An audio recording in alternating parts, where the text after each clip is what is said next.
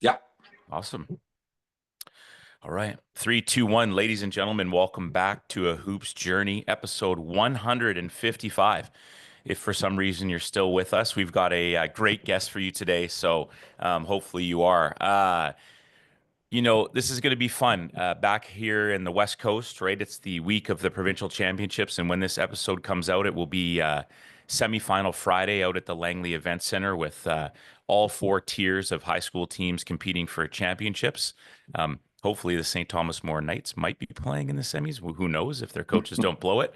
But a guy who loves the game has been on the other side of the screen, and we've worked through some technical issues here, but many different stories through the game of sport, but also a huge connection to the game of basketball and a good hoops journey. So, I mean, the name speaks for itself. It's an honor and a privilege, and somehow, for once in my life, knowing Carn Dillon has finally paid off. Not many people can actually say that. We have none other than Mr. Brad Fay with us today. How are you, sir? Aaron, I'm great now that I figured out how to get on this thing, which, as we discussed off camera, a lot of people in my vintage will be able to relate. But I'm happy to be here. Looking forward to this. I guess it's funny people just assume that doing what you do that but just like in teams, like we all have roles, right? That's And so right. your job is to be prepared and do your notes and ready to speak. And someone on the other side gets all that stuff ready for you, and we all work together as a unit, Hmm. correct? Yeah. That's right. Well said. And it's everybody would have no idea how to do the other thing for the most part, and that's the perfect example of what just happened. Let's quickly check in. How's life for you these days? You had a nice little vacation with All-Star Weekend, and what's the day-to-day for yourself and Brad Fay? How does that look these days? Yeah, right now, just working through the rest of the Raptors schedule. I'm very excited about next year with them. This now is going to be a weird thing to negotiate the rest of this because they don't want to win too much. They've got the easiest schedule in the NBA. I'm very curious how they navigate this because if they can still make that trade for Brandon Ingram and still hang on to a potentially as a top five pick, this team is going to turn it around very, very quickly. Very young, good development year, rookies playing minutes like crazy. So it's fun, but it's a weird one going in and not selling it on the pregame show as much as we would about how must win and no people at home are like must lose in some cases. So Yeah. it's fun. It's a fun time of year too as a sports fan and broadcaster with everything on the way with the March Madness and the Masters, and just kicks off a great time of year to be. It always is, but this is a great time of year. For sure. I didn't realize that they had a bit of a marshmallow schedule here. I haven't looked It's that close. really, really bad. Yeah, you Really? you you take a look. Every 21 of the last 23 versus sub 500 teams, and about 9 of those games are against teams they're battling to be worse than. So it's that I think they'll be on high alert at the NBA offices, Adam Silver and company, making sure that their guys are playing and that it's you know. Yeah. Yeah, as I say, very interesting is the best way to put it. Yeah, especially with, the NBA kind of having a bit of that reputation too of tanking, right? And essentially you're just chasing the Wizards because the Wizards are just so Yeah, freaking bad. three But times they play the Wizards, the Raptors, really 10 a in year? the Oh my last God. 23 games. Yeah. Yes. Yeah, that will be interesting. Yeah. And so how's life? Family, everything. You had a nice little holiday. Day to day is good. Obviously, East Coast guy now. Well, not coast. People get mad when I say East Yeah. Coast. Yeah. No, Out exactly. east, out Yeah. east. I say it too, and then the people from Halifax go, "I didn't know you were living in the Maritimes." So Yeah. it's out east, yeah. And I've been here 25 plus years now, which is Wow. hard to imagine. It's Wow. I'm a Vancouver guy, hard Yeah, school in Calgary, and worked in Kelowna, so always around the West Coast. So, but I love Toronto. It's there's a lot going on out here. I have two hometowns now. I feel like. yeah, for sure.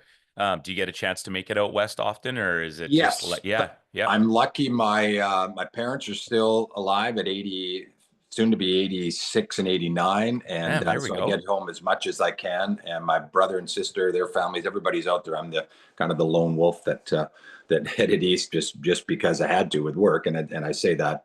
With due respect to that, I love being here now, and my family, my wife from here, and now I have my boys, so this is my life out here now. But I love getting back.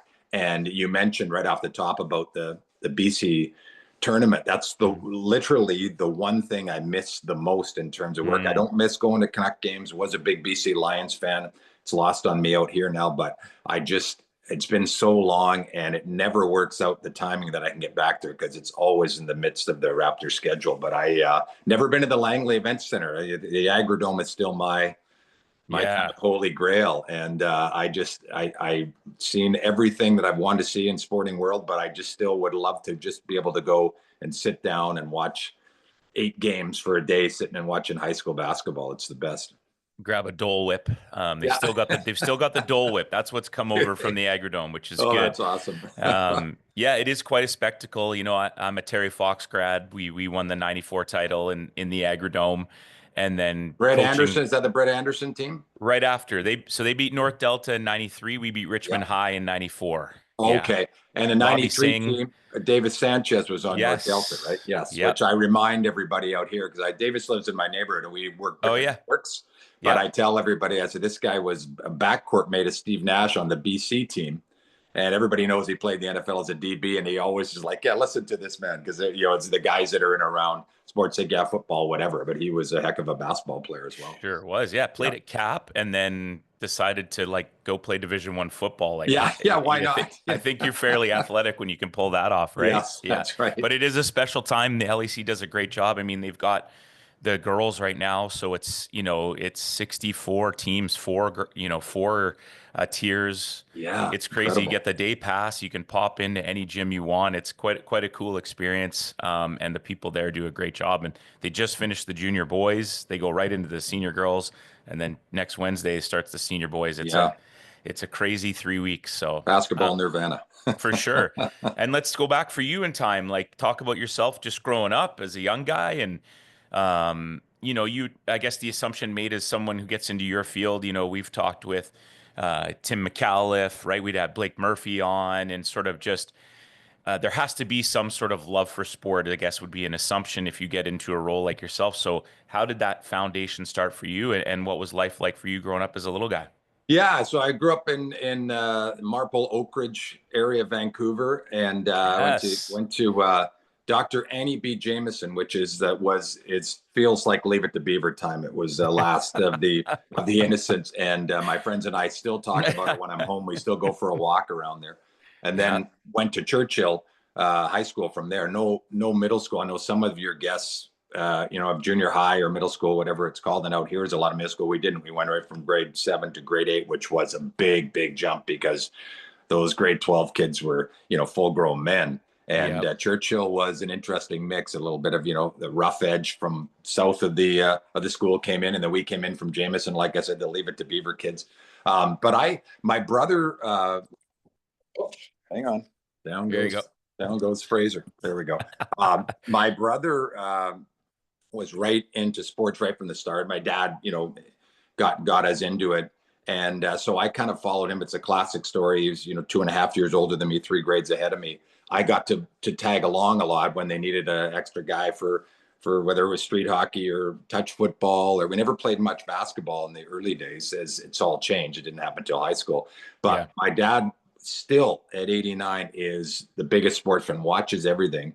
So I was diehard Canucks, diehard BC Lions. I had Sports Illustrated. I'd always take his till he gave me his own subscription. And that was kind of where I studied because I wasn't the best student. Just wasn't interested enough, but I could dissect the sports page or Sports Illustrated. And I always was my dad used to bring me in almost as a novelty act and say, ask him who won the last, 10 Super Bowls or Final Fours. And I would go through, I just had that mind because I loved it so much. And I played everything. I was a goalie in hockey till I was not bad until I was afraid of the puck. That you can't be. Equipment that we had back then was brutal. How did you get why did you all of a sudden get, is because the boys were getting bigger and the shots were getting faster? There's a rink, I think it's called Grandview. The Grandview was a team, maybe at Trout Lake or somewhere around there. And my dad still remembers, he goes, I knew the day that you weren't going to play another year because a guy ripped a slap shot off the crossbar behind me. We had that little plastic mask and no neck guard and all that stuff. And so that was perfect timing because that led That was the end of grade 7 was my last year. And it's funny how hockey works in Canada. I played 8 years and I was done by the time I got to high school, like, Yeah. which is crazy. And Yeah. that's when basketball kicked in. And again, nobody had touched the ball in grade 8. We had the little Karn Dillon, who was on your show, of Yeah. course, good friend of mine. He was 4 years ahead of me. So the senior team, and they had a really good team, they coached us in a little intramural thing to introduce us to it. And then they picked the team, and then we went from there. And because of that team, they won the city championship. Heartbreak did not get to the provincials that they should have. They had been third, I think, in their grade 10 year. And they lost by 2 games by 1 point at the Lower Mainland championships. But I was so into that team. And again, as I said to you, watching professional sports, but even back then, our gym was packed every Friday night. And that just got the fever for me.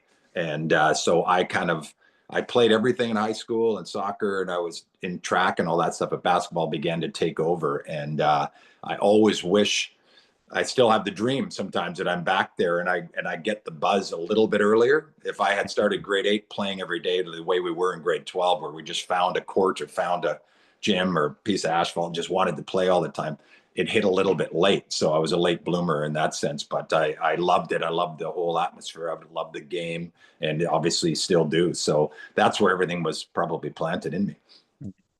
And it's kind of, that there are, not to date ourselves or whatever, but Yeah. sort of that pure, like you're watching, the closest you can get to those pros is just watching on the TV, right? Whereas nowadays you got everything. And so I was kind of the same. You go to these high school games and they're almost like historical figures for you. Like that's Yeah, who you're looking up to, right? You're like, oh for my sure. God, he can touch the glass when he does a layup, or you Yeah. know what I mean? Those are the people that you're like striving to be, right? It's not a Curry or whatever. It's those guys. And Yeah. that kind of magic of that high school game. And like you say, the good and bad of being a young kid in grade 8, they're grown men, but you do have that opportunity as long as they do the right things to follow. That's That's who right. you're looking up to, right? Yeah. Yeah. Yeah. Yeah. hmm And my And then, brother was on the next year's team, which was a okay. real click. Same thing. They lost the last game to go to the provincials. So Karn's year had graduated, and two of the great players from that team's were grade 11 starters. They came back, and my brother was on that team. My brother was sort of the fifth starter that didn't shoot much. Just was kind of like a glue guy, but the biggest memory I have, and I actually did something early in Sportsnet's history. They sat us down in front of a green screen and said, talk about your most, either your favorite or your most heartbreaking sport memory. Yeah. So I talked about that when they lost, and you talk about how these guys were like larger than life to us. They hmm lost that last game to McGee, who was their arch rival, and my brother was coming off the court, and he just said, back then we didn't know about water as much. People just didn't Yeah. drink water or Gator. He said, I want a Coke. So I went and got a Coke, and it's like the Mean Joe Green commercial. I walked into the dressing room at BCIT, where the Lower Mainland were, Yeah. and that was the end of their season. And I walked in with the Coke, and all of them were crying, and I didn't expect it, and it was sort of hmm like, then I didn't know, and my brother's eyes were all red, and that's such a lasting memory, that realized how much it meant. They had had 5 years, they had won a city championship along the way, all the things, emotions, as you know, it's whether your career's over, your season's over, you don't get to go live the dream, and it was just sort of all that impact. And that's the biggest, you realize at whatever level you play, when it matters, it matters, and not like the rest of the world's going to watch and go, boo hoo, you lost a high school game. For these guys, that was everything. And Yeah. it's an indelible memory for me. Yeah. That's awesome. And then so after that, like basketball becomes your sport, like that's the one that you're all into. And are you still kind of being a multi-sport athlete without getting slap shots in the face? Yeah. Yeah, I think the only other one I continued maybe to excel in was track and field. I was a distance runner, Mm, and had some success at the city level. Provincial level was kind of it. All those boys from the Fraser Valley, they ran a lot further, had mountains out there and everything yeah. else. But that was it. And then yeah, after high school, again, I was a late bloomer. I was probably playing high school, I was probably 6'2", 150. I probably told them to list me at 160 just to Yeah. make me, but I was pretty thin. And I was out 2 years of school, and just, still playing and figure out what I was going to do. And my neighbor, guy named Mitch Friedman, who played 1 year at UBC, he said to me, I said, I'm going to go to Capilano College just for something different, just for school. I don't know what I'm doing. He goes, they have a basketball team. This is how different it was. And he Yeah. said, you should try out. Yeah. So I went and I said, well, what the heck? I'll try out. They had a really good team. We were ranked like 1 or 2 in the country all year. And so I never played. I was, 20 years old, 2 years out of school. They coach, his name was Neil Chester. He said to me, you're going to make this team as long as you're comfortable with being one of the bottom 4. And you're not going to play very much. And which I thought was awesome, because when I coached a little bit later, I remember saying that to kids, and you don't have to worry. I said, you can work your way up, but just this is where you are.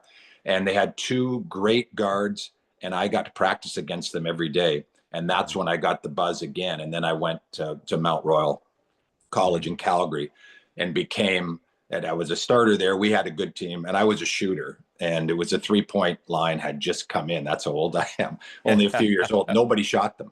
I shot more in the season than the rest of the team combined, like double.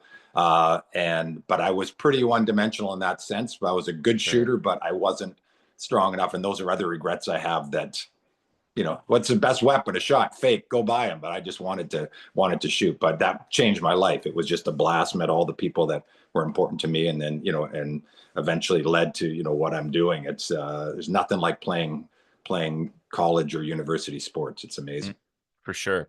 I love that story about the coach too, and just sort of, I think especially in today's age, like kids need that communication piece and that understanding, like the pride of wearing the Churchill jersey. Yeah. It's still there, but I don't think they connect to it as much as say we did, right? Like just to have a spot on a team. So now so many conversations need to happen, like, hey, listen, this is where we see you. Yes, you can work your way up, but not so there's no guessing game. Whereas like, the old school mentality of like, show up every day and try your best and just work hard and be part of the team is kind of, I don't want to say gone, but just interesting that he's having those conversations not too long ago, but a while ago, right? I know, for sure. And then that still stuck with you. I think that's a cool touching point. Yeah, definitely. Yeah. And then you're adapting that into your coaching too, because you've got all these kids and you're going, all right, everyone's got a role, but so then they understand, right? They may not like it, but this is where we see you, right? That's the key. No disappointment and no surprise. And then you get the chance to reward those guys when you're winning big.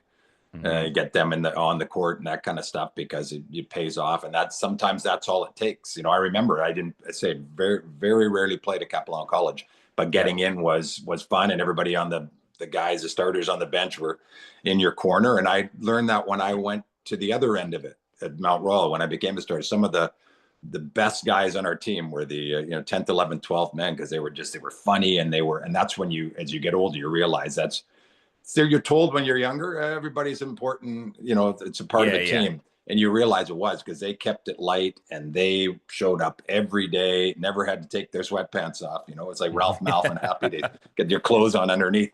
But it was, it really, and I don't mean that in the sense of, oh, I learned the lesson and I'm going to return the favor. It just hit me that now I'm on the other side. And I tried to be a good guy as the 11th or 12th man. Now I'm going to be a good guy to the 11th and 12th men. And it came very naturally. So it's great. Yeah, that's good reflection. You used the word regret. But do you think was there a point in your life where, okay, maybe you start basketball a little earlier and like life might have changed in terms of professionally, like maybe that's just the way everything was supposed to roll out, or, like it's one thing to look back and go, oh, I wish this happened, but it sounds like there's some circumstances that led you to where you are now. If what I'm saying makes sense. Yeah, for sure. I think it does. I think, if when I went away to Mount Royal, as I said, life changed on every level. And I had done my post-teen idiot work, for a couple of years. Like that's a good way to put it. I like that. I like that. Like, just, I had fun. I didn't know what I'm doing. And, my mom was going crazy. Like, you got to figure it out. And my dad was like, okay. After a bit, he just said, now it's time. I know post-teen idiot work. And it's like, so when I got there, I was ready to apply myself more. And again, Mhm. physically took me a while to mature. It would have been lost on me then. And I enjoyed it more in Calgary as a 20 to 22, 23-year old than I Mhm. would have otherwise, because I did have that small but bit of experience. And then being a late bloomer in the game, I wasn't burned out. I think that helps. My oldest Sure. is a exceptional volleyball player, and he Mhm. switched over only 4 years ago. He's in grade 12, and he's going to play somewhere next year. He's got some offers on the table in that. And I said Nice. to my wife, I said, the fact that he hasn't been playing it since he was about 8, he started at 14, is a big, because he still wants it and he's still hungry and he wants to get better. And I Yeah. think yeah, to your point, I think that probably I ended up where I was supposed to be at the right time. Yeah. On a personal question, I have an 8-year-old. I'm a high school teacher, and I love how I teach a leadership class, and I'm always talking to the kids about one, if you tell me high school is the best time of your life, well, I'm going to slap you upside the head when I see you when you're 30. You're going to have so much fun post high school life, but also this pressure of kids today of being 17 years old and having to know what they want to do for the rest of their life. So knowing what that school wasn't your thing, I know that high school is not for everyone as well, and that I feel like we're failing the kids in a lot of ways in our system. It's a very old system, and Yeah. I feel like we could do a lot better. What's the message at home for your kids, knowing that they love sports? You've got a son who's going to, get some interest post-secondary wise. What's the conversation around the dinner table when you guys finally get a chance? I mean, if you have a chance to sit around and have dinner these days, that's also a lost art. But Yeah. we're all busy lives too. Like, yeah, Yeah. No, for do sure. when you First, can. But yeah, and it's nice when we do, and my wife, makes a point of that, and they're running out the door for practice, yeah, that we eat dinner a little earlier, that kind of thing. I think that it's funny. The bottom line is always, to be a good person, and not to sit and preach to them, but it's like, you remember the guys that weren't, and the girls that weren't in school, and the ones that always had time for everybody, and not have to bend over backwards to do everything for people, but just don't be a jerk, first of all. yeah, And if yeah. you're the best athlete, don't act like you are and walk around and talk to people, but make people feel the lesser than you. So that kind of stuff comes. And then with the school, it was the same thing as I was growing up. It was way more important to my mom what my marks were. Like, it was World War III in the house when the report card came home, right? And Yep. my dad was like, as I said, eventually he'd just say, listen, he goes, you got to take this more seriously. I know I like you. There's a lot going on, and a lot to drawing your attention.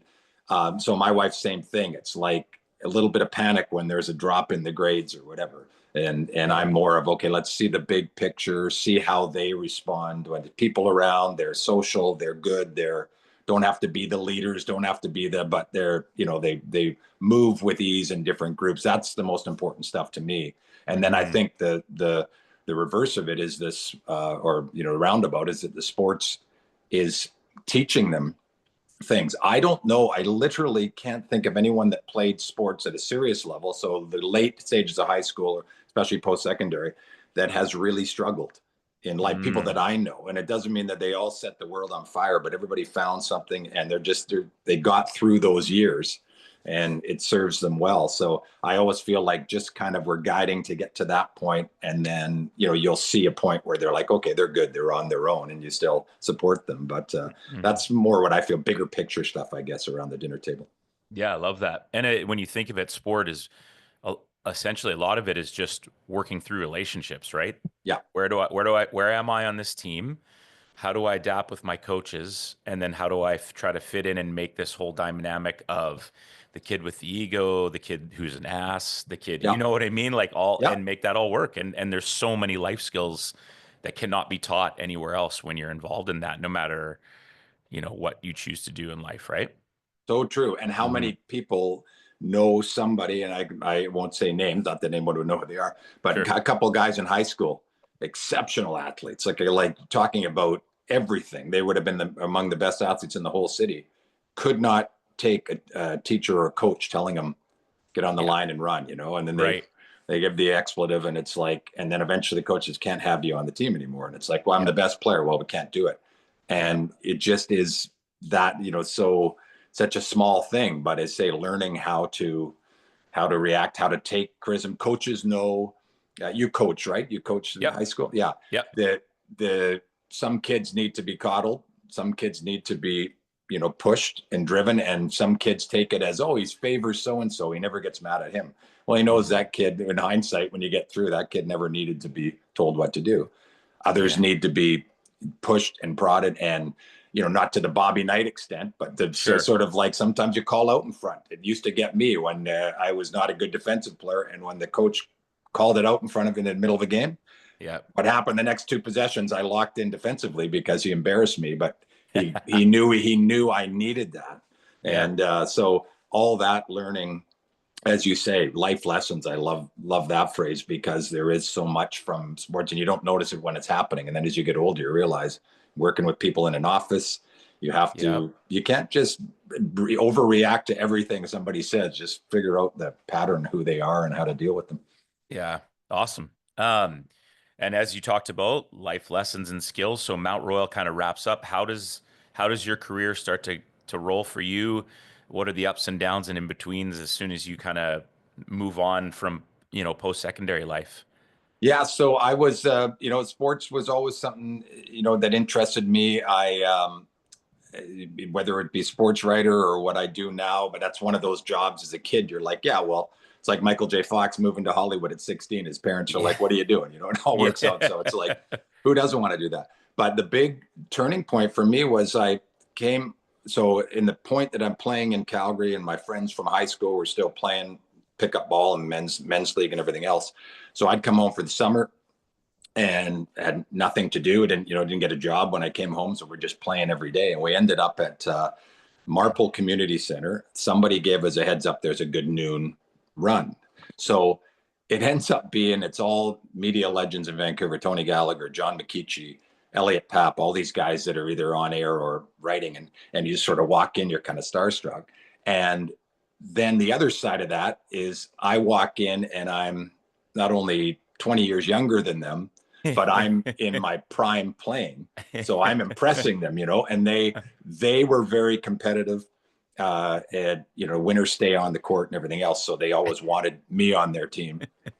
And then I just got to know, and McKeachie, just the greatest guy and a real mentor to me. And he just started saying, we had conversations. I knew not to, because I didn't even know what I wanted to do. And I knew not to sit there and, like, when my dad would bring me in and I'd reel off all the stats, I didn't want to say, hey, John, what do you think about the Canucks? Their draft pick is it? I just would, in conversation as we played. And he finally said to me one day, he goes, you should do what I do. He said, you know what you're talking about. I can tell you could present it well. You're obviously athletic and blah, blah, blah. And so he just kept in touch with me, and I ended up getting a job.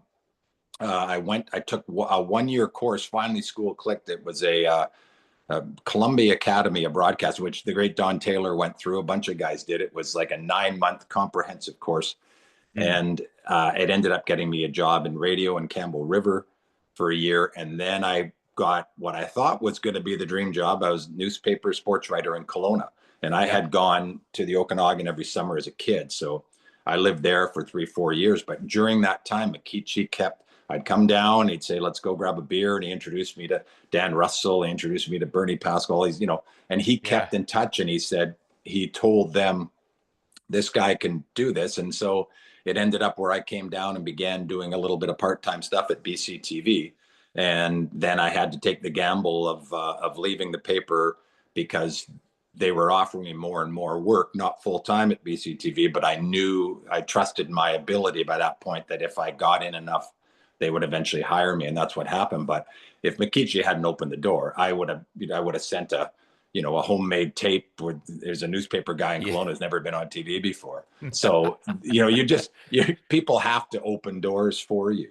And, and he did, and was just, it's still a great friend. And to me, one of the legends. That was the time, that I watched growing up in the 80s and into the 90s in Vancouver. And with Sports Page, Don Taylor, Shorty, Barry McDonald, all those guys. And then BCTV was McKeachie and Barry Houlihan and Bernie Pascal. And they were gods to me. So getting to meet them and eventually call them, cohorts was wild, like beyond my wildest dreams.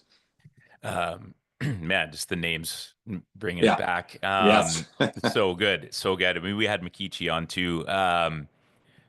One, I believe, I don't know if it still exists, but I know not long ago, like Kevin Hansen from you, like I think that run still exists with some of those guys. Like they still get after it a little bit as Yeah. best they can. I think it's a lot of north south, not a lot of east west, Yes. but and I think there's a little bit more of an age requirement. I don't think anybody who's 20 years younger is allowed to roll in. It's, No, yeah. Is he that has true? asked Can you me. confirm?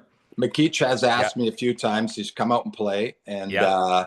and it's just when I'm home, and the timing's never worked out. But a great story with them. I think they played sometimes at Eric Hamber School, sometimes at the Arbutus Club, Yeah. and he said that and McKeach has had quadruple bypass Hmm. and everything. He's amazing, a survivor. He said that one guy kept suggesting to them as they got older, we need to have a defibrillator in on site. And it's one of the things people throw it around kind of joking, hey, we're gonna Sure. but this guy kept pressing it, and they all chipped in, and the guy who had suggested it had a heart attack, and they saved him with And survived. which is amazing. So No the fact way. that they're still playing, and I don't know if McKeach talked much about his game. Big guy, 6'6", Yeah. Big dude. Yeah. and what he loved to do was run the point. It's always a big guy wanting to be the guy. Of course. And more than anything, he loved to grab a rebound and just turn and fire it full court the other way. Yeah. And usually it would work, but a lot of times, if we as the guards in that pickup game didn't run, then it's like the ball would just sail down,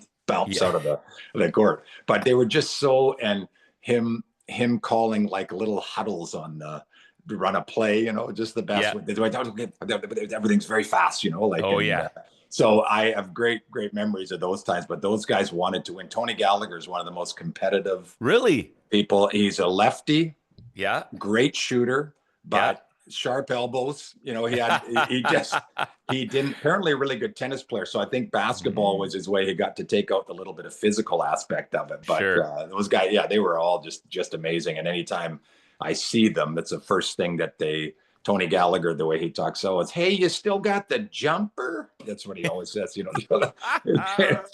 It gives me a little street cred the odd time when I see them in front of people that, I played a little bit. That's it. Absolutely love it. Love it. That's so good. Now you touched on taking the risk of dropping kind of well, I guess, was it a laptop then? The Commodore 64 Yeah. for the, Thankfully it wasn't a laptop, okay, or I wouldn't have been able to work it. Was there one that you liked doing more? Because I know that came back to you later, with, you got back to the writing side of it. But at this point, did you enjoy the writing piece more than behind, like what, or were you just like, I'm willing to do either because whatever one will give me the best job? Yeah. Just curious about that. Yeah. I was lucky. I don't know if it exists anymore, the opportunity to do everything early on, because Yeah. most of the local stations and local papers are disappearing. So Yeah. kids that come out of school now, it's, if you're good enough, you get a job at a national network right away, and you have to learn on the fly. But in Kelowna, so I was writing, and the junior hockey team, the Rockets that are still there, they came from Tacoma. Rick Ball, Yeah. who now is big name. He's in Chicago. Yeah. Did Canuck games and Flames games for us. Still one of my great friends. We worked together. I was traveling on the road as a beat writer, and Rick was the play-by-play, and he didn't have a color guy. He said, why don't you just do the color with me? And I always had to leave with about 3 minutes to go in the game to write my story. But that was first key, the roundabout way to answer your question, because all of a sudden it was, he stops talking, he says, da-da-da, and puck flipped in, and so will cover up. And now you got 30 seconds. I've got to fill with no script and describe what I saw without just saying, well, they took a shot and the goalie saved it and covered it up. I mean, yeah, that's quite obvious. So you begin to think on the wider scale. So that helped. And then my writing was what got me noticed when I started doing TV, because writing a story, the first two paragraphs, the lead and the support paragraph, or whatever the word is that are the keys. And the best writers keep it going all the way through. And I had that ability to do the first two very good and sharp and funny or whatever. And then filling it out was the difficulty. And I knew at one point I wasn't going to be good enough to be in Vancouver. So when I went down to BC TV, the writing on camera, the stuff we got to write that we say on camera, I know we don't do that anymore in live events, but when you're doing the sports highlights, it's literally the equivalent of the first two lines of a story. So I always had something sharp, and then it would be you'd go to the highlights. And the producers were like, "You're a really good writer. Like, how long you been?" And I just said, explained to them. I said, "Yeah, this is the easy part. It was the rest of it that was more difficult." So Yeah. it really was a combination. I enjoyed them both, but I tell you what, it was intoxicating to be on the air. Once you got it, it was, I was scared as hell the first few times. No doubt. And then as soon as it kind of clicks, it's just so much fun.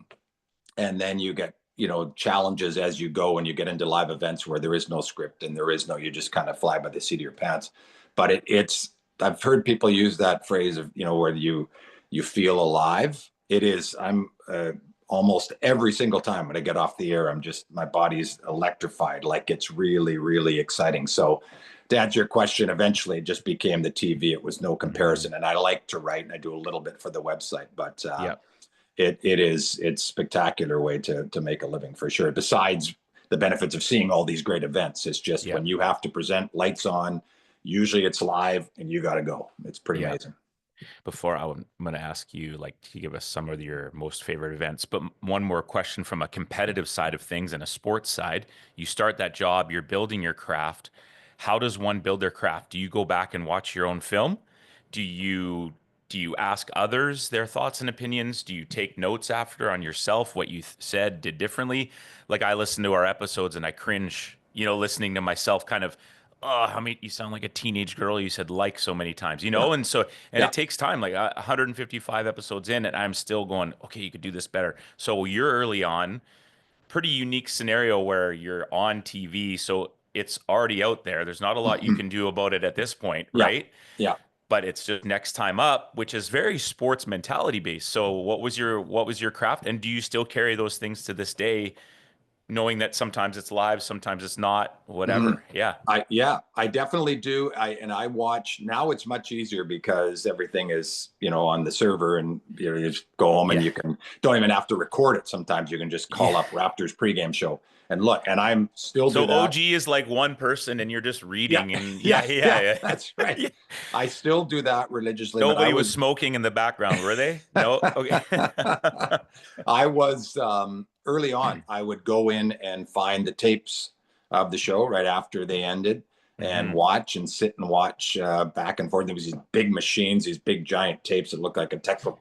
Pop it in, rewind and play. And a few people came by and said, "Oh, you're a narcissist. You like to watch yourself?" And I said, "Yeah, that's it. I'm just look at me." I said, "No, this is how I." They give you a bit of feedback, but the expectation when you're at that level is that you're not being taught anymore. You're on. So Fair. It's up to you. And so I always watch, and as you said, when things like that, where you said you use the word like too much or something, it's so you notice it right away yourself, where other people might not. If I showed, my wife or something, said, "Oh God, look at my eyes there, like my eyebrows are up," and whatever subtle things that other people wouldn't notice because it happens so quick. But it's a great way to go over it and to improve things. Watching other people is another way, but the danger is not doing an impression of people. You take like, again, Don Taylor, one of my early heroes in the business. It's like, Legends. I'm not going to be going do it was a gorgeous move, all his catchphrases, but the way he was kind of flippant about it, I took a little bit of that. Took a little bit of Squire Barnes, who's a great wrder, and he was the first guy I worked with, and just so clever. And the eureka moment, I'll tell you, with Squire, when I'd probably been there 3 weeks and done about 10 casts, and I was fine, but it was like, if anything went wrong, I don't know how I would have handled it if something broke down. And what you do, that's what now I don't look forward to it now, but when something happens, it's like, okay, take a breath and you'll get through it. So he came on the show one night and he starts talking, and you can't hear him. It's kind of like this, like very, and he realizes his microphone's fallen off. It's not on. Like, it's for those that don't know, it's a lav mic. It just clips onto your shirt. Cord goes down to plug in. So it had fallen off. He didn't know it. So then he goes he just stops. He goes, "Oh," he goes, "my mic's fallen off." And he goes like this, and he leans all the way down. Live on, she picks it up, puts it on. He goes, "Don't worry." He goes, "I'm a professional," and just goes back on with the show. And it looks so good. No one at home would have gone, "What an idiot."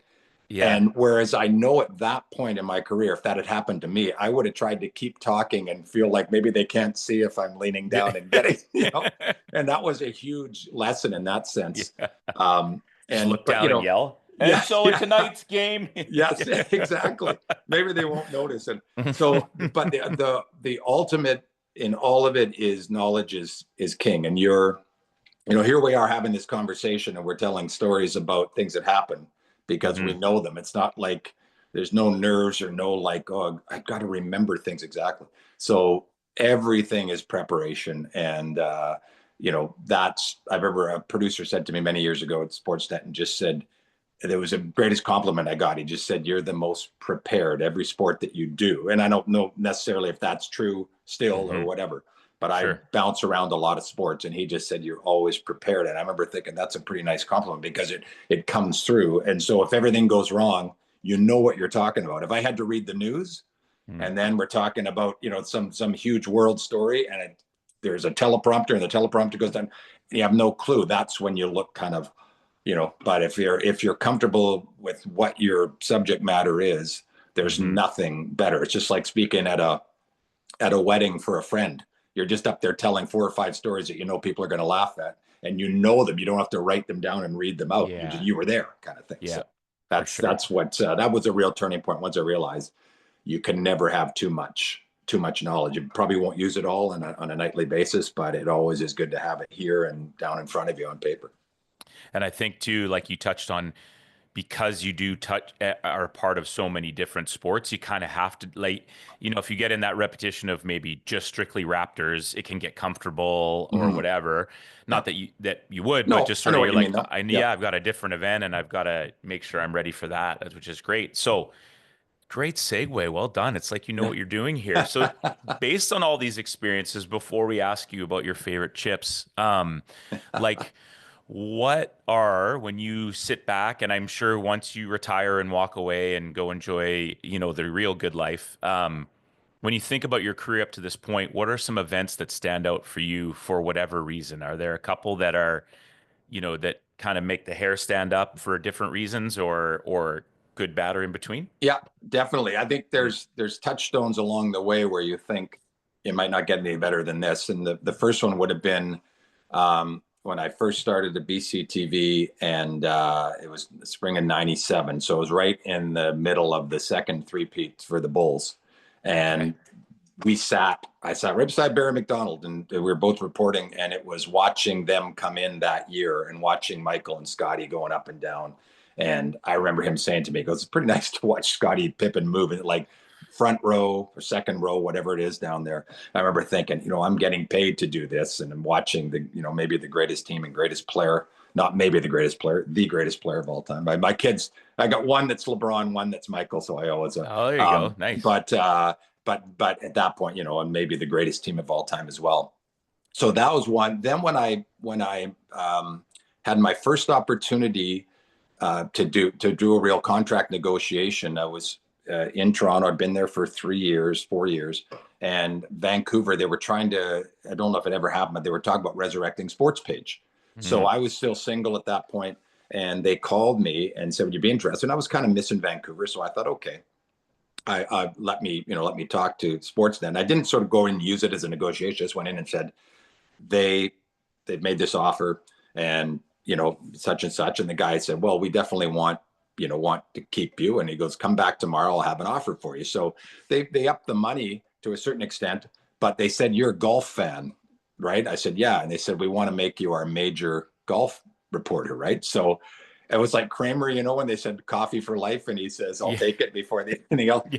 I said, in my head, I'm like, I'm going to go to the Masters. Yeah. So I now, do you play? I'm a average golfer. People just assume you're probably scratch, because you talked about it. You're like, yeah, exactly. Not quite. So I obviously accepted the offer, and then the next spring I went to the Masters. So I went the year after Weir won it. Okay. So he won it in 2003. I went in 2004. Was it 2003? I went, what's that? It was 2003 that he won it. Yeah, isn't that crazy? Oh man. Yeah. So I went 2004 to 2007. I went 4 in a row to the Masters. I saw I saw kind of when Tiger won in the putt that sat on the 16th hole, the Nike logo. Yeah. I followed him that day until the 15th. And I had to get back. It's a long way. If people have been to Augusta, I know a lot of people haven't, so I'm not throwing that out there like, oh, if you've been to Augusta. Yeah. 16th hole is still worth throwing out, though. Yeah. It's like a mile away from the clubhouse, and you got to go way uphill. And I had to get back there because as soon as he finished, we were going to go live and, on air back to Sportsnet. So I had to walk back, and I'm halfway up the hill and I hear this roar like I've never heard before. And I'm like, oh God, I missed something. So that was that shot. And someone said, were you there? I said, yeah, I was there, but didn't actually see it. I couldn't lie. And so being at the Masters was like, nothing will ever touch that as a golf fan, and like the holy grail, hardest place to get into. So that was that. Then the Olympics Vancouver came along, 2010, my first Olympics. I've done 8 and was hosting primetime in my hometown, like how rare that has to be. And then at the game, when the only event I got to go to, boohoo, but was Crosby scoring the goal, because we were on all the time in the air. And then the last day was they didn't need us for the night show. So I went to that. So I said, literally nothing will ever top it. And 9 years later, Kawhi hits the shot on our air in the building, obviously. And that run, that's the one now that stands atop everything. Is 65 straight days I worked. And again, I wouldn't change it for anything. But we went to every practice, traveled for every game, back for it. And it's so rare. Like 93 was the Blue Jays and the Habs won. No Canadian team other than the Raptors has won a major title in 31, 32 years now. So how rare it is and how everything comes together. And just seeing it and seeing how exhausted and how beat up they were. And Kawhi Leonard, with due respect to Michael Jordan, who's the best player of all time, I didn't see him up close enough. Kawhi Leonard, there's nothing I've ever seen like watching that guy night in, night out in the playoffs. And he was playing on one leg for half of it. But best defensive player on the floor, best offensive player on the floor, no emotion shown. They dragging them to that title. And just watching the city explode. And both my boys are fans. It's the only team we share, because I never cheer for the Leafs, being a Vancouver fan. The Blue Jays, I work baseball, but I'm not a huge baseball guy in terms of a fandom. And so that was the one thing that was great. I was at the games, and then my wife and having parties at our house watching, and all the kids together watching, and they were holding their arms every time it was defensively, like doing all the stuff that you do as a fan. You want it so bad. So that one, I think, will be, I hope something comes along, but I can't imagine anything being better than that. And it was almost overwhelming by the end of it. It didn't do anything, but I was exhausted and just kind of trying to comprehend that what you witness and what you help tell the story of. So that's now the easy answer. The whirlwind of 65 days to 8 Olympics, did you say? Yes. Holy smokes, man. That's wild. So, I don't know if there'll be a 9th, whether we have a deal with CBC, but the NHL going now might change that. But I think the deal was up, that we're sort of shared. We had the first 2, we had full rights. It was the, what they call it, the not the conglomerate, but word like that, with CTV and us and TSN. It was a 3-way deal, and that was for Vancouver and then London. And then since then we've been kind of the extra partner, but we have all on our network. But so it's been wild, and that's an amazing thing to do. Just sports that you never get any attention. You got to know, don't have to know everything, just have to know how to speak about the shot put or the the Blues or something like that. It's quite a wild array. I think it's so cool how you touched on at the start of just being just that, ripping out the articles and posters on the wall, and then this, it somehow just turns out to be your career. Pretty amazing. 50% of the time you still find yourself sitting back and just going, wow, I'm actually here. Like when it's not work time, you're like, wow, like this is quite a pretty, for any sports nut, what a career to have. Never lost on me. And the other thing quickly with basketball tying in is when I started BCTV, the Raptors and the Grizzlies had just come in. Nobody cared about basketball. So they just turned me loose on it because I had a bit of a background. So which was great. So that basically gave me a heads up in that sport. Almost there's only 4 or 5 people in the country that were really into it, and Yeah. now everybody has grown into it. Unfortunately, no more Grizzlies, but Mm-hmm. it was a real head start for me. Just again, the timing. If I had Mm-hmm. come in 3 years later to BCTV, then somebody would have been established as the guy by then, and so it worked out. I was very lucky in that regard. Yeah, no, that's great. But you know what? I love how you touched on as well, just that idea of, people open doors for you. 155 episodes. I don't think we've had anyone who hasn't had, Mm-hmm. and you go back to that relationships connection and, being a good person like you're trying to teach your sons, because it's not really about that current moment. It's like there might be a time we need to pick up the phone and lean on someone, or hey, Yeah, can you help me out? And it's important to carry yourself with integrity, to work hard, and to treat others well, because you know we're good. We no one can do it on their own, if nope, you know what I for mean. sure. Yeah, Hmm. for sure. Awesome. Okay, let's do some fun questions here. Get you on your way. This has been great. So many awesome stories. Also, what I wanted to say was too is I feel like McKeachie's episode could have been 5 hours. Yeah, yeah. Yeah, Oh, yeah, yes, no right? question. Like holy smokes. Yeah. Um, okay, pick one or two historical figures in life that you could maybe sit down and have a coffee or a beer or dinner with. Um, who are those people that to you? Yeah, boy, that's a great one. I'm a big music guy, so Okay, okay, good, awesome. yeah. And as some people know, some people don't, but 1984 at the Pacific Coliseum in the fall, Bruce Springsteen, the E Street Band came to town. I've never seen anything like that in my life, and that is 41 years ago. And so I've now seen him live over 100 times all over the world. I saw that And in one of your bios. Is that yeah, Twitter? Is it Twitter or it X or might whatever? be. You Yeah, I don't know if I you ever have some put the number, but yeah, slash slash, but it says Springsteen. I'm like, oh yeah, yeah, okay. You've seen him and how never many seen times? over 100 now. Wow. Okay. Never Do you know seen the Paul same. Eberhardt? What's that? You know who Paul Eberhardt Yes, is? yes, I and mean, you get Doug, okay. Doug's a big Yeah. fan too. So Eberhard. Paul's still coaching. Yeah, Yeah.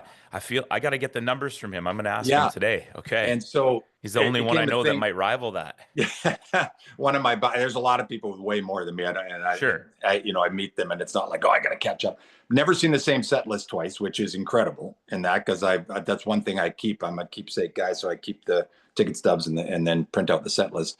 And then one of my best friends that played at Mount Royal with, best man in my wedding, that's become our way. We travel, meet each other around the country, and in the summer we play golf. In winter we'll go to a game, then on the off night and go to see a concert or two. So he would be the obvious one. And I've had a chance to sort of meet him at a book signing or something, and I just don't want it. And I'm not holding out that I'm going to get to sit down and have dinner or coffee with him, but it just feels like, what am I going to say that he hasn't heard? Oh, your music changed my life. Yeah. Well, Yeah. yeah, you and a million others. So that would be the one to sit down. And I think the most interesting story in, in the 20th century is the Beatles, just how they took it from here to here.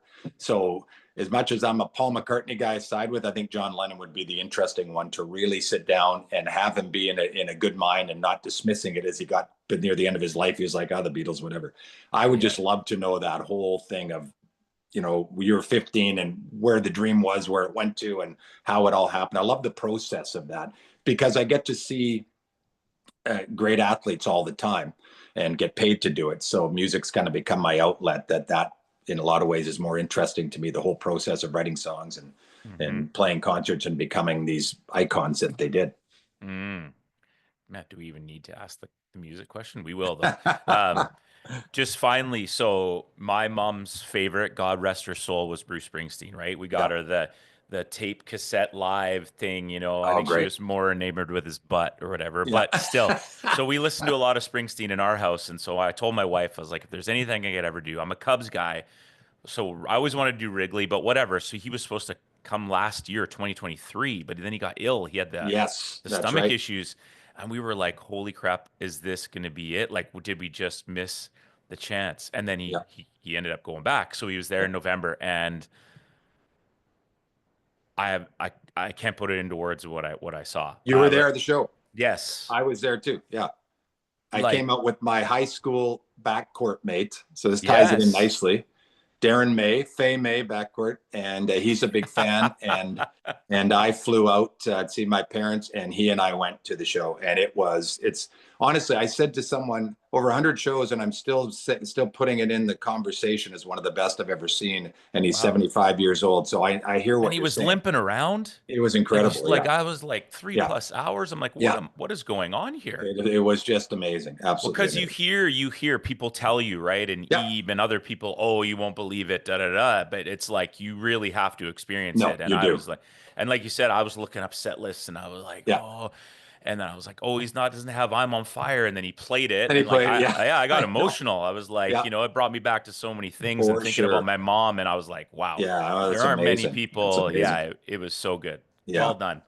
Okay, so then other than Springsteen, what are yeah. some concerts best seat in the house? Did you ever get a chance to talk music with Nick Nurse, or was it never like that? Because Yeah, he's a he's a big music huge guy music too. guy and Yeah, guitarist, and never really you talked individually with them, but sort of notes here and there, like saying things. Or I heard you were doing this the other night and that kind of stuff. yeah. So yeah, but I've Johnny seen Lee's. lots. Like You've met Johnny Lee, the trainer with the Raptors.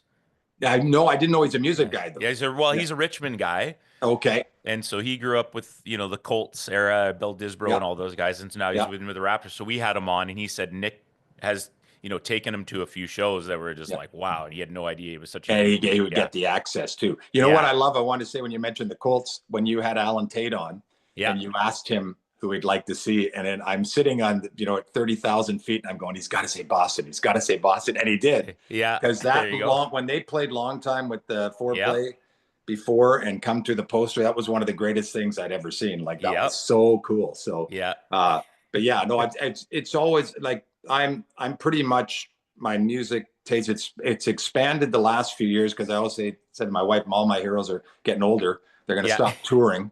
yeah. Bob Seger is not touring anymore, and John Mellencamp and Billy Joel's and tail end. But so the one thing I've expanded into is kind of the like Zach Brown band, Oh kind of yeah, this country, almost call it not yacht rock, trop rock kind of Kenny Chesney. Like there's so much, the music is kind of, there's not really as many of the alleys as there were before. yeah. And I enjoy it. Usually it's based on the live performance. And that's what got me into Springsteen. The Right. first time I didn't know anything when I went to see him in '84 and knew about 4 songs. And then the next day I went out and bought every album that A and B sound.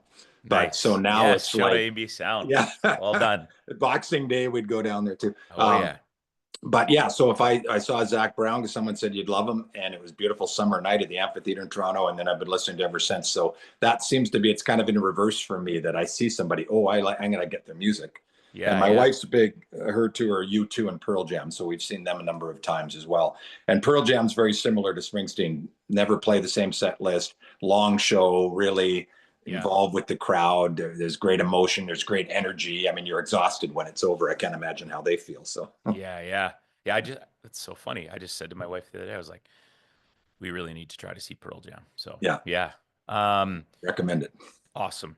Okay. So depends, I guess. Well, you're a Canadian boy, so you may pick ketchup, but if you're feeling a little munchy, you're sitting down, you're not at the Masters this year, you're watching it from home and you get a bag of chips. What are you grabbing? I like the I think it's Miss Vicky's they're called. It's Yep. the blue ones. Uh Sour cream. Not sour And cream. it's It's yes, it's it's got a little bit of heat to it, something in Chile. And I wish I'd gotten sweet the chili name. sour cream. Yes, then maybe that's what it is. Yes. Yeah. And I like the crispness of those. So yeah, and I'm a big chip guy. I try to avoid them because when the bag's open, Oh, it's they're a game. gone. Yeah. Yeah. Yeah, it's sweet chili sour cream. Yes, there you go. Those are tough. That's a Yeah. tough bag. Yeah. Yeah, oh yeah. Well done. Well done. Books or movies for you? Well, it's surprisingly, or not surprisingly, I should say, the book that I think of that became a movie, book called Shoeless Joe, which became Oh Field of yeah. Dreams, and that was the Yes. first time I'd read a book that I went and saw the movie. And Okay. I'm a big reader of I like the John Grisham and the Patterson, this kind of mainstream stuff. Yeah. And movies, still my favorite movie.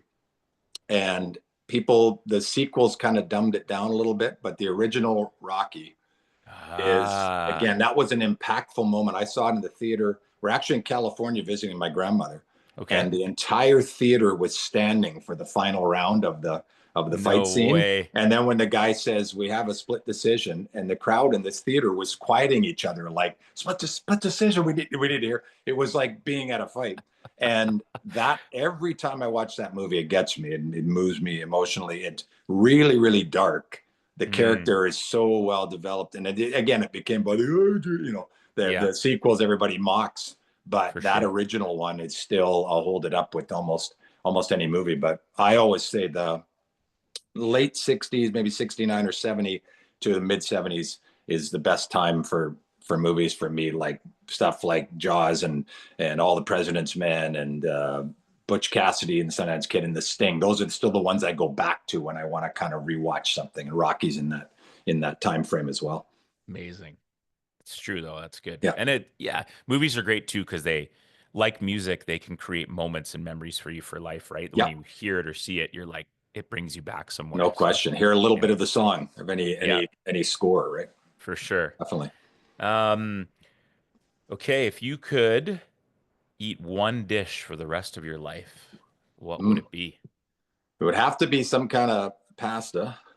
Okay. If I had to pick one, boy, that's I just like a good like pasta with the red sauce. Just like when I go to a good Italian restaurant, sometimes just give me the spaghetti and tomato sauce or spaghetti and meat Yeah, sauce. just OG. Don't mess around with it. You know, a little garlic bread with it.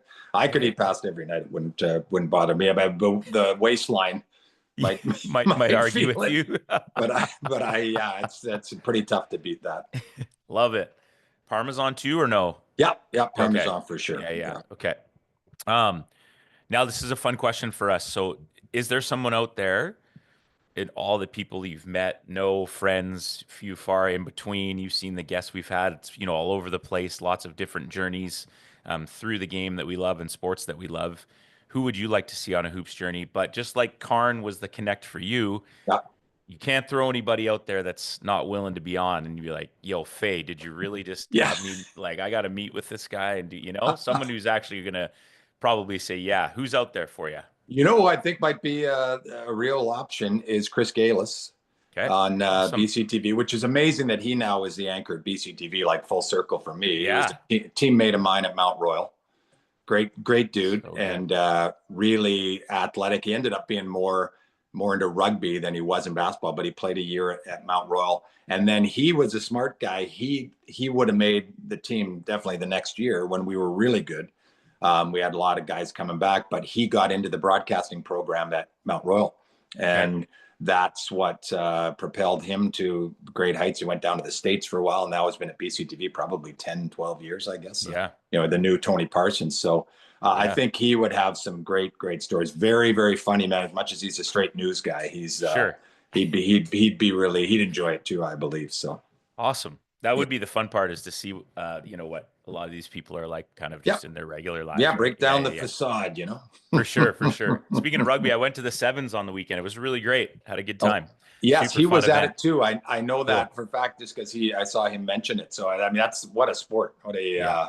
What a So cool. great way to change. Some of the gimmicky games aren't great. The rugby Sure. sevens is the best. Yeah. And low key, we caught two men's and then we caught the pocket of women's. In a lot of ways, the women's was better, man. Holy, do they Yeah, get after yeah, it? yeah, France had this girl anyway. She was a freak. Oh my God, yeah. it was impressive. Yeah, it was F- great in the Olympics. It was very entertaining, and yeah, Canada had that nice run I to just I like think how they still, do it too. It's just one after the other. There's no yeah, BS, for just sure, and you're and just quick. constant Yeah, entertainment. Yeah, it was yeah, great. yeah.